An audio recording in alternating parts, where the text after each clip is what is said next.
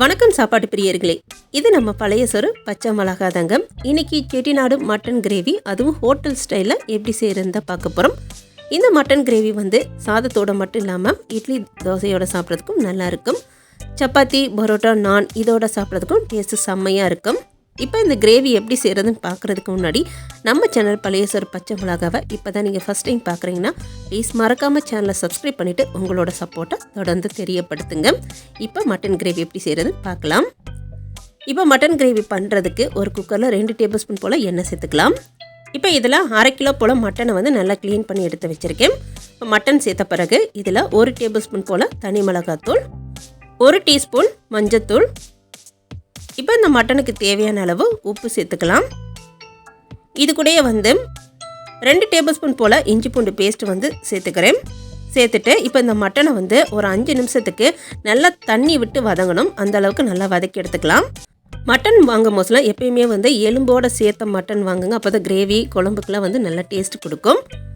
இப்போ மட்டன் வந்து நல்லா வதங்கிருச்சு பாருங்கள். இது போல் வந்து நல்லா தண்ணி விட்டு வதங்கணும். இந்த அளவுக்கு வந்து ஒரு 5 நிமிஷத்துக்கு நல்லா வதக்கின பிறகு இதில் நம்ம தண்ணி சேர்த்துக்கலாம். மட்டன் வந்து மூழ்கிற அளவுக்கு வந்து தண்ணி சேர்த்தா போதும். இப்போ பாருங்கள், இந்த அளவுக்கு தான் நான் தண்ணி சேர்த்துருக்கேன். இப்போ இது எல்லாத்தையும் ஒரு வாட்டி நல்லா கலந்து விட்டுட்டு இப்போ குக்கர் மூடி போட்டுட்டு 6லேருந்து 7 விசில் விட்டு நம்ம எடுத்துக்கலாம். நீங்கள் எடுக்கிற மட்டனுக்கு ஏற்றாப்புல வந்து விசில் விட்டுக்கங்க. இப்போ குக்கர் மூடி போட்டுட்டு இதை வேக வச்சு எடுத்துக்கலாம். இது வெந்துக்கிட்டு இருக்கட்டும். இது வேகிற டைமில் இதுக்கு தேவையான மசாலா ரெடி பண்ணிக்கலாம்.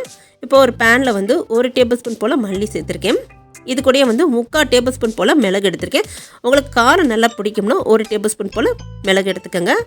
அடுத்து 1 டீஸ்பூன் பெருஞ்சீரகம், 1 டீஸ்பூன் சீரகம், இது கூடயே வந்து ஒரு சின்ன துண்டு பட்டை, ஒரு ஏலக்காய், 2 கிராம்பு எடுத்திருக்கேன். அடுத்து அன்னாச்சி பூ இதழ்களில் வந்து ஒரு 3 இதழ் மட்டும் எடுத்திருக்கேன். இப்போ இதை சேர்த்துடலாம். அடுத்து 3 மிளகா வத்தல் வந்து சேர்த்துக்கிறேன். இதையுமே உங்கள் காரத்துக்கு ஏற்றாப்புல நீங்கள் சேர்த்துக்கோங்க. 3லேருந்து 5 மிளகா வத்தல் வரைக்கும் சேர்த்துக்கலாம். அடுத்து கலருக்காக வந்து காஷ்மீரி மிளகா வத்தல் சேர்த்துக்கிறேன். இது கூடயே வந்து ஃப்ரெஷ்ஷாக இருக்கிற கருவேப்பிலை வந்து ஒரு கைப்பிடி சேர்த்துட்டு இப்போ இந்த மசாலா எல்லாத்தையும் வந்து நல்லா ரோஸ்ட் பண்ணி எடுத்துக்கலாம். மசாலா ரோஸ்ட் பண்ணும் போதில் லோ ஃப்ளேமில் வச்சு நல்லா பொறுமையாக ரோஸ்ட் பண்ணிக்கோங்க. ஹை ஃப்ளேமில் வச்சிங்கன்னா வேகமாகவே கலர் சேஞ்ச் ஆயிரும். இப்போ அந்த மசாலா வந்து கிரேவியில் சேர்க்கும் போதில் லைட்டாக கசக்கிற மாதிரி டேஸ்ட் மாறிடும். லோ ஃப்ளேமில் வச்சு நல்லா ரோஸ்ட் பண்ணி எடுத்துக்கோங்க. இப்போ இதில் வந்து ஒரு 7-8 முந்திரி பருப்பு வந்து சேர்த்துருக்கேன். முந்திரி பருப்பு வந்து நீங்கள் ஆரம்பத்திலே சேர்த்துக்கோங்க. நான் மறந்தனால வந்து இடையில சேர்க்குறேன். இப்போ முந்திரி பருப்பு சேர்த்துட்டு நல்லா ரோஸ்ட் பண்ண பிறகு இதை நல்லா ஆற வச்சு மிக்ஸி ஜாரில் சேர்த்துட்டு நல்லா பவுடர் பண்ணி எடுத்து வச்சுக்கலாம். இப்போ இந்த சைடு வந்து நம்ம குக்கரில் வேக வச்சுருந்தா மட்டன் வந்து நல்லா குக் ஆயிடுச்சு. மட்டன் வந்து நீங்கள் எடுத்து பார்த்தீங்கன்னா நல்லா பஞ்சு போல் வெந்திருக்கணும். அதே சமயம் மட்டன் வந்து குழஞ்சிருக்கக்கூடாது. இப்போ பாருங்கள், நல்லா சாஃப்டாக வெந்துருச்சு. அதே சமயம் குழஞ்சி போல் பாருங்கள். இதுதான் வந்து சரியான பக்குவம்.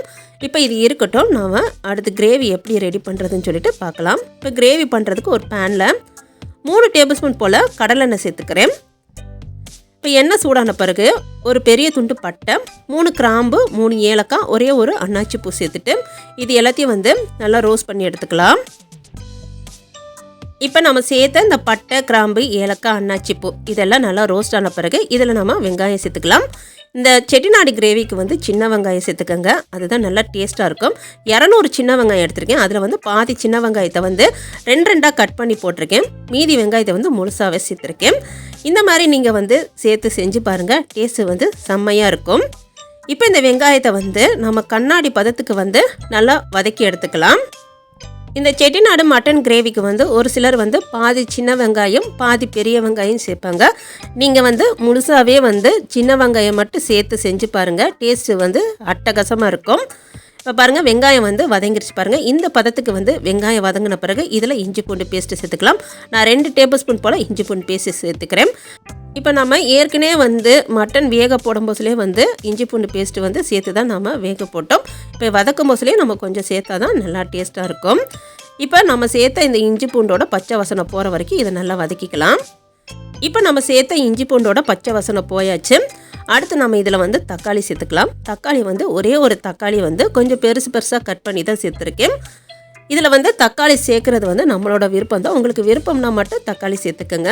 தக்காளி சேர்த்துட்டு ரொம்ப வதக்க தேவையில்லை. லைட்டாக ஒரு 2 செகண்டுக்கு வந்து வதக்கினா போதும். ரொம்ப குலைவாக வதக்கணும்னு சொல்லிடலாம் அவசியம் கிடையாது. இப்போ பாருங்கள் தக்காளி சேர்த்துட்டு வதக்கியாச்சு. இந்த அளவுக்கு வதக்கினா போதும். அடுத்து நம்ம இதில் வந்து நம்ம ஏற்கனவே வேக வச்சுருக்க மட்டனை அதில் இருக்க தண்ணியோடு அப்படியே நம்ம சேர்த்துக்கலாம். இதையே நம்ம மட்டன் சுக்கா மாதிரி ரெடி பண்ணணும்னா நம்ம மட்டன் வேக வைக்கும்போது தண்ணி சேர்த்தோம்ல அந்த தண்ணியோட அளவை மட்டும் கம்மி பண்ணி சேர்த்துட்டா போதும். நம்ம கிரேவி பண்ணுறனால தான் இவ்வளோ தண்ணி சேர்த்துருக்கோம். மட்டன் சுக்காவுக்கு இவ்வளோ தண்ணி தேவைப்படாது. இப்போ இது எல்லாத்தையும் கலந்து விட்ட பிறகு நம்ம ஏற்கனவே வறுத்து அரைச்சி வச்சுருக்க இந்த மசாலா சேர்த்துடலாம். நாம் இன்றைக்கி 1/2 கிலோ மட்டன் எடுத்திருக்கோம். 1/2 கிலோ மட்டனுக்கான மசாலா தான் இன்றைக்கி நான் உங்களுக்கு செஞ்சு காட்டினது. நான் அரைச்ச மசாலா முழுசாகவே இதிலேயே சேர்த்தாச்சு. இப்போ இது எல்லாத்தையும் நல்லா கலந்து விட்டுட்டு உப்பெல்லாம் கரெக்டாக இருக்கான்னு செக் பண்ணி பார்த்துக்கோங்க. நான் மட்டன் வேக வைக்கும் போது உப்பு போட்டிருந்தேன். அதில் இருக்க உப்பே நம்மளுக்கு கரெக்டாக இருந்துச்சு. இப்போ ஒரு மூடி போட்டுட்டு லோ ஃப்ளேமில் ஒரு 10லேருந்து 15 நிமிஷம் எண்ணெய் நல்லா பிரிஞ்சு வர வரைக்கும் இதை நல்லா கொதிக்க வச்சு எடுத்துக்கலாம். இப்போ செட்டிநாடு மட்டன் கிரேவி சூப்பராக ரெடி ஆகிருக்கு பாருங்கள். மேலே இருக்க எண்ணெயெல்லாம் பிரிஞ்சு சூப்பராக ரெடி ஆகிடுச்சு பாருங்கள்.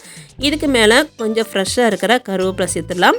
அடுத்ததான் பொடியை கட் பண்ணி வச்சுருக்க கொத்தமல்லி தழை கொஞ்சமாக சேர்த்துட்டு கலந்து விட்டு இறக்கணுன்னா அருமையான செட்டிநாடு மட்டன் கிரேவி அதுவும் ஹோட்டல் ஸ்டைலில் சூப்பராக ரெடி. இது போலயே நீங்களும் செஞ்சு பாருங்கள். இந்த வீடியோஸ் உங்களுக்கு பிடிச்சிருக்குன்னு நினைக்கிறேன். வீடியோஸ் பிடிச்சிருந்துச்சுன்னா வீடியோஸ்க்கு ஒரு லைக் பண்ணிவிட்டு மறக்காமல் நம்ம சேனல் பழைய சோறு பச்சை மிளகாவை சப்ஸ்கிரைப் பண்ணாட்டி ப்ளீஸ் சேனலை சப்ஸ்கிரைப் பண்ணிடுங்க.